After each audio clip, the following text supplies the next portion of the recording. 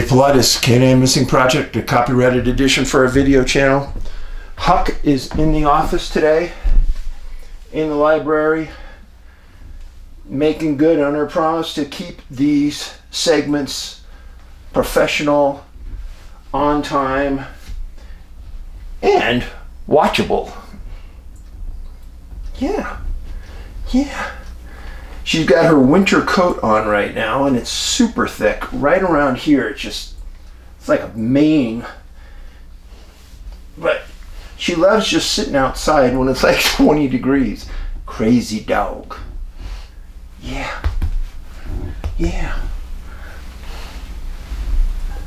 great. She's a Great Pyrenees, and they are super smart dog. I mean, way smart. So she's going to hang out with us here as I do the segment. Let me get us back to our location here. There we go. And away we go. So this is a missing person segment, and we're going to cover, this is a surprise one. We're going to cover 3 different cases here today. And this is Missing Truckers number 10. Can you believe we're on at 10? It's hard to believe. I got to say, though, that I've learned a lot. One city is going to come into play on 2 of these cases you're going to see. And I'm paying attention. Now, let's just start off on the first one. Oh, before I get going into that, I realize it's Christmas season. I should have the poinsettia here, but I don't. Angie's watering it right now. But yes, we do have a Christmas here. It's all decorated. House is all nice. Huck is very happy, and she is going to be wearing a red bow on Christmas Day, yes. I have a few thank yous to do. And the first one has to do with a friend that has sent me a patch and a bunch of cool DVDs. Why in the world are they spraying? What are they spraying? G3 in Denver, Stevie Vai, Artie Lang. So, thanks for sending those. I appreciate everyone. I appreciate the thoughts. This one person has sent in a lot of detailed information about a certain state that I'm not going to talk about, but it is very grateful. Now, a person in Spokane, Washington sent me this letter. It's on some blue paper.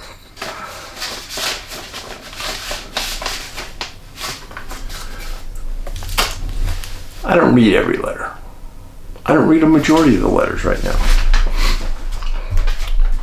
But when a letter comes across and it appears to me and 3 other people that read it that Huck needs to go out, so I'm going to let her out. Sure. Thanks, Huck. Bye-bye.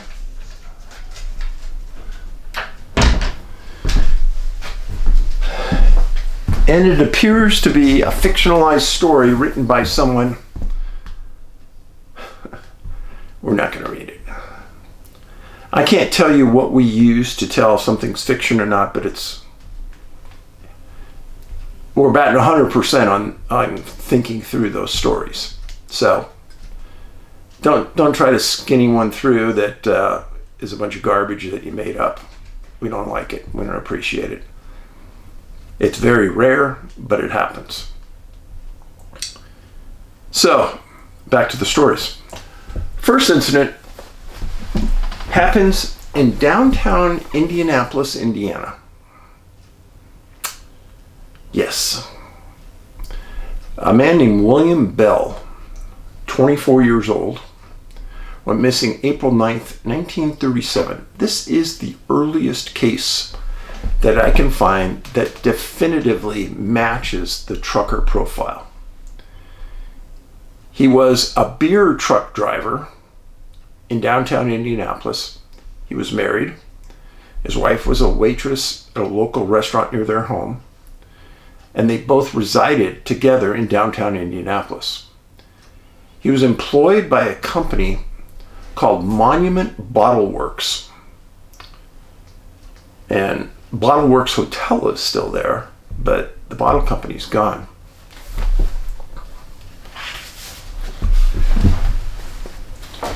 This is William. Now, he arrived at work on April 9th at 8 a.m., just like he always did, kissed his wife goodbye, said he'd see her for dinner. And he went to the bottle company, got his truck, and he was given a series of deliveries to make. At about 3 o'clock, William returned, had an empty truck, loaded it back up, had 2 more deliveries to make. Each one of the stops, he'd pick up a check, he'd bring it back to the office, give it to him. Well, after 3 o'clock, and he had the 2 stops to make, he made 1 stop, and then he didn't make a second stop. In fact, he didn't return at all that night. And at about 8 o'clock, his employer called the police. William was described as a 5-year employee, very, very reliable, very much trusted. Nothing had ever happened bad with him. So the employer calls the police. Indianapolis police respond, and they describe this truck. Big, red. You can't miss it.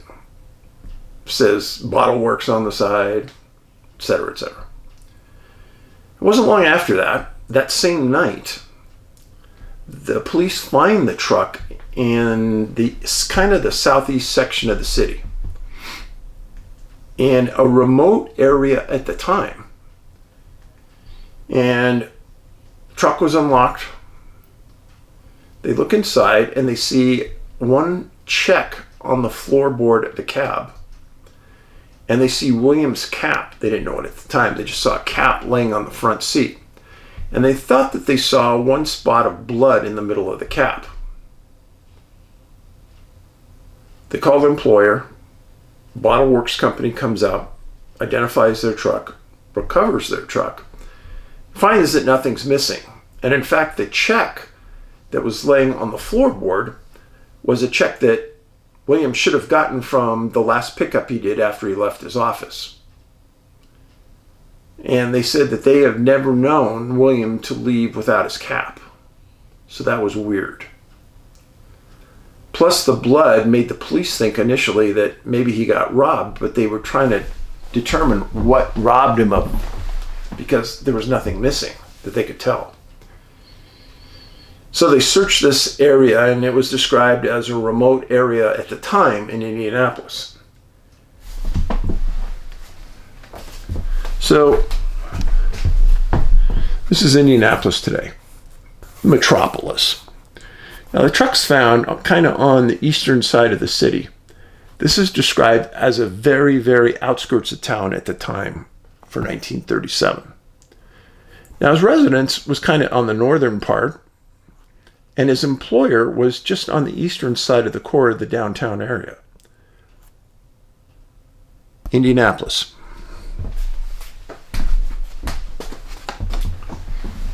So the police searched the area all night around the truck, find nothing, and they decide that they're going to come back the next morning with daylight and see what they can find. Next morning, April 10th, police go back to the scene, search the entire area, find nothing. They'd been talking to his wife during this time, and she couldn't believe it. She described William as exceptionally diligent, never wandered around, never did anything strange. This was really odd behavior. Well, at about this time, a friend of the family's calls William's wife and says, "Hey, just tonight, earlier on, I saw William in downtown Indianapolis. I think I did, across the street. I didn't say anything to him, but weren't you looking for him? And she said, yeah. And she said, I really couldn't say how he was or what he was doing, but he just was walking. But she was pretty sure it was him. Now, the police made a statement early on in the investigation that they thought foul play was involved because of the blood on the hat, because of the check on the floorboard, because the truck being abandoned like that.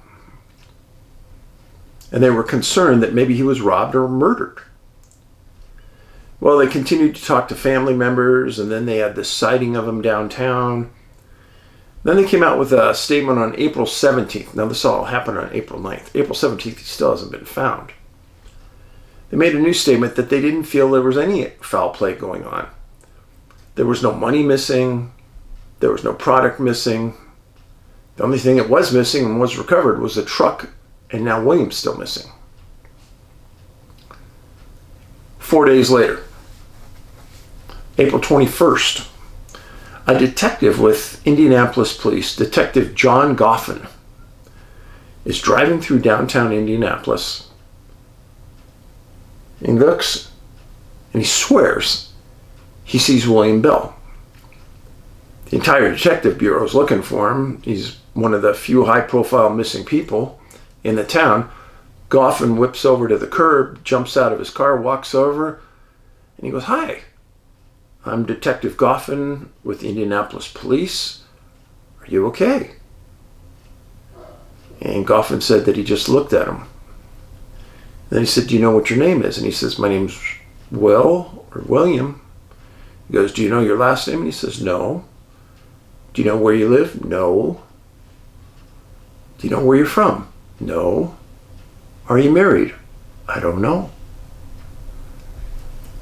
So Goffin has a good exchange with him, and they talk back and forth for several minutes, and he described William acting non-defensive, concerned, and Goffin said something that was fascinating. In his report that the police looked at, he said that William looked wet, haggard, hypothermic, and in need. Well, put that in your own mind and use those words, and you can kind of picture somebody like William Bell just standing on the street for all that time. Well, he said, would you go with me to the police department? Maybe I can help you. And William said, sure. So they got into the car, went to the police department, and Goffin knew who he had based on the picture. He called William's wife. She came down to the police department and immediately recognized William. And he didn't recognize her. Imagine that. Now, William was 24, his wife was 19. Imagine how hard that would be after not seeing your husband all those days and then wanting to run up and hug him and thank God he's alive, and then find out he doesn't even know who you are. Well, everyone agreed that William needed to go to the hospital, so he was transported to General Hospital. Wife went with him, checked him in. A day later, the hospital calls the wife and says, hey, come on down. He still doesn't recognize you, but we want to talk to you about his condition. And they did a full physical on him. And they found that William had a fractured skull. And they said this wasn't a very recent injury, but we don't know when it occurred. It could have been within the last year or the last 5 years. But he had a very serious injury. Well, at this time, William's sister had also gone to the hospital with the wife. And the police were there too, and the press were there because they were trying to find out some information on the story. And William's sister tells probably one of the most fascinating facts that I've ever heard in relationship to one of these trucker stories. Sit down, put your cookie down, put your almond croissant down, and listen to this. The sister tells the wife and the police that William's grandfather, her grandfather, was the resident of Terre Haute, Indiana, and they owned a farm. In 1901, the grandfather disappeared. Just one day, wasn't at the farm anymore. They found him 26 years later when his memory came back in a hospital bed in Indiana. A 26-year case of amnesia. Wow. I've never heard of anything like that. Now, the grandfather was a farmer. And if you followed missing 411 cases, you know I've documented a lot of farmers that have disappeared off their farms that were never found. And this, a blood relative of Williams like this, that's interesting to me. Nobody really knew what to do with that information, but they kept William in the hospital. April 27th, while in the hospital, there was an article written that William started to regain his memory. And that was the last article that talked about William Bell. I find it fascinating for many reasons. How did he get a fractured skull? I always go back to my movie, Missing 411, the UFO Connection. When the man who claimed he was abducted by a UFO and dropped on the ground. Always think about that. So let's go to another case. This is the second case of the day. Man's name is Arthur Vroman, 24 years old, missing April 23rd, 1950, 13 years after William. And he disappeared from New Buffalo, Michigan. He was single. He lived with his parents in Willow Run, Michigan. Yep, I said that right, Willow Run. Occupation, he was an automobile hauler for E&L Transport, drove a big truck, hauled cars around. On April 23rd, he was en route to transport a load of cars from Milwaukee to Elkton, Wisconsin. Now, he stops. He's making his drive from Willow Run to get the load. So here's Willow Run, right near Detroit. He drives through Benton Harbor, gets to New Buffalo. Let me tell you, this area right here is some of the creepiest, strangest, oddest occurrences I've ever written about occur in this area. Just telling you. Now his pickup's going to be over in this area, but he hadn't gotten there yet. But something happened on the way to the delivery. So he stops, pulls his truck over, I guess, nobody knows, in New Buffalo, and he walks into a diner. And the waitress says that he asked for a cup of coffee. She says sure. She brings him a cup of coffee.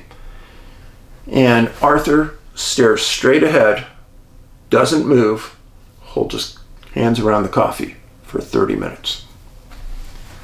She comes over and asks him if there's anything else she can do for him. No, ma'am. Can I help you? He says, yes. How can I help you? I think I know. I think I need to talk to the police. Okay, I'll call the police for you. So the waitress calls the Michigan State Police. A trooper shows up at the diner. Trooper's name was William Middleton. Came over, and just like any policeman, I would be very cautious around somebody like this. You don't know if they're on drugs. You don't know what's wrong. Trooper was careful. Talks to him. Gets him up. Pats him down. Searches him. Finds ID on him. Asks Arthur what's wrong. Says, I don't know who I am. I don't know where I am. I don't know how I got here. So the trooper sits down with him at the table. They're looking face to face at each other now. And the trooper's asking him a series of questions to see if he can even understand anything. And this has happened many times with these people with amnesia. They have total amnesia. To think about a wallet or ID, they don't even think about that. Well, the trooper found his ID on him. So he said, well, I think I can help you. Can I take you to the station and we can make a few calls? Arthur says, sure. So the trooper drives him down to their police trooper station, sits him down, and makes a call to Arthur's home. He lives with his parents. Mr. Vroman answers the phone, and the trooper Middleton explains to Mr. Vroman what happened. Mr. Vroman says, I've never heard of anything like that. It's my son. He's perfectly healthy. I don't understand. And the trooper says, no, he's been very polite. He's in a very unstable place right now in life. And I think we're going to have to take him to the hospital. Well, it's about a 2-hour, 3-hour drive from where they live to where he's located. So Mr. Vroman says, yeah, my wife and I will start driving right away. So Trooper Middleton takes Arthur to the local St. Anthony's Hospital in Michigan City. Later that morning, the parents arrive. The trucking company was called. They sent an employee out to get the load. Trucking company said they've never heard of something like this with Arthur. He's extremely loyal, good driver, no problems, great young man. Parents get to the hospital, and the physicians say that they can't find any injury to Arthur, but they can confirm he has a case of amnesia. The parents pick up Arthur, drive him back home, company picked up the load, and that's where the story ends. There's not a lot out there about it. I gave you everything I could find, but it just fits that profile. Story number 3. Story number 3, very unusual. Involves a man named J.A. Brewer, 48 years old, went missing July 9th, 1940. About 3 years after William Bell disappeared from Indianapolis. Now, Brewer was a truck driver, and he resided in Columbus, Ohio.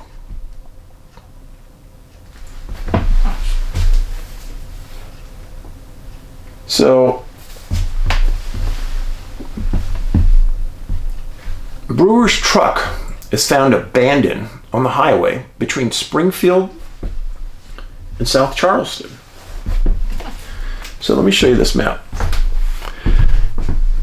He picked up a load in Logansport, went down to Indianapolis, and then drove across, was right near Springfield. Yes, Indianapolis again.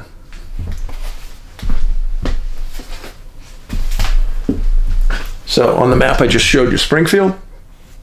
This is where his truck's found, just north of South Charleston.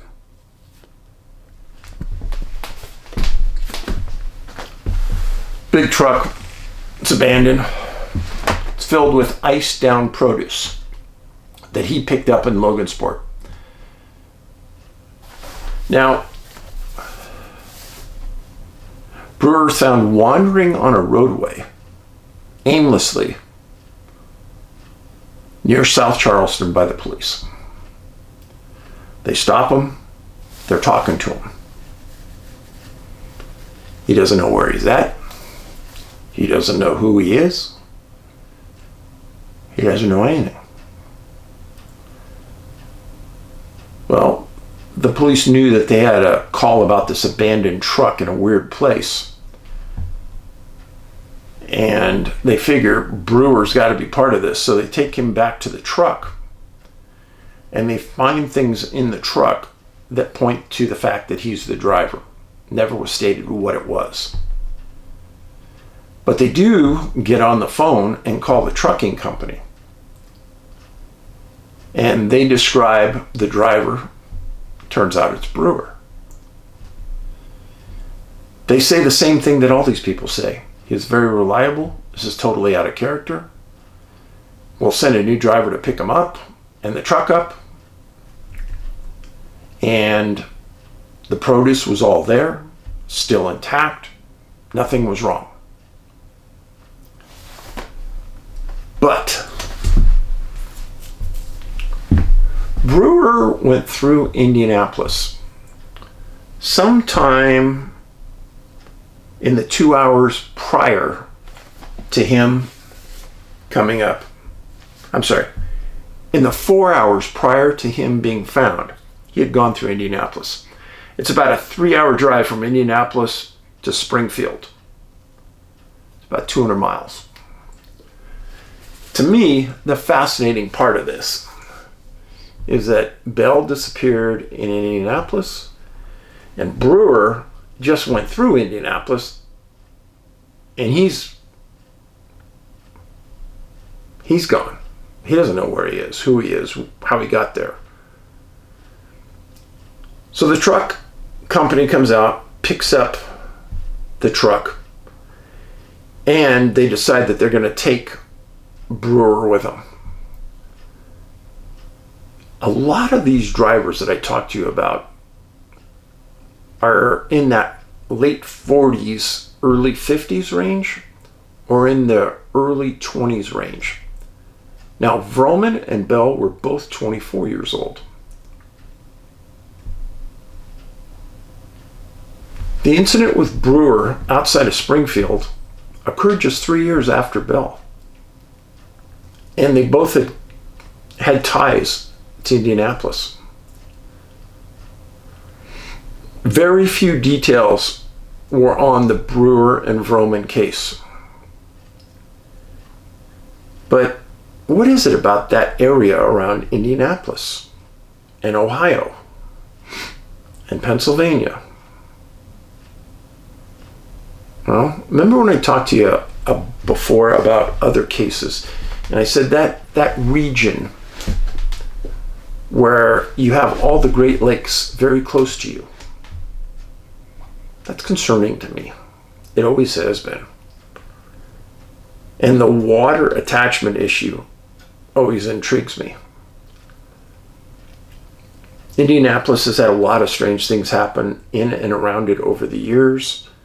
You wouldn't think that Indiana would have a lot of weird things going on out in those fields, but there is. I want everyone to understand this wasn't a very hard series to put together. And if we kept at it, we could probably find another 50 cases. But what I think we're going to do is we're going to break this down for you so it's pretty easy to understand for the cases that we brought. And then we're going to give you I'll give you two last missing truckers cases. So we can kind of put it all together. And I think you'll start to see something that we've seen since day one on this. Thank you for being here. I greatly appreciate it. I know we're at the holiday season and a lot of people can become depressed, including me. I want you to remember that there's a lot of us in this village. A lot. And there's a lot of love amongst people in this village. And you could just see that in the writings, correspondence. So in the next couple days, let's be ultra sensitive to everyone's needs and know that you are cared about, you are appreciated, and that, as Ben always used to say, Dad, this all happens for a reason. Amen. Paulides out.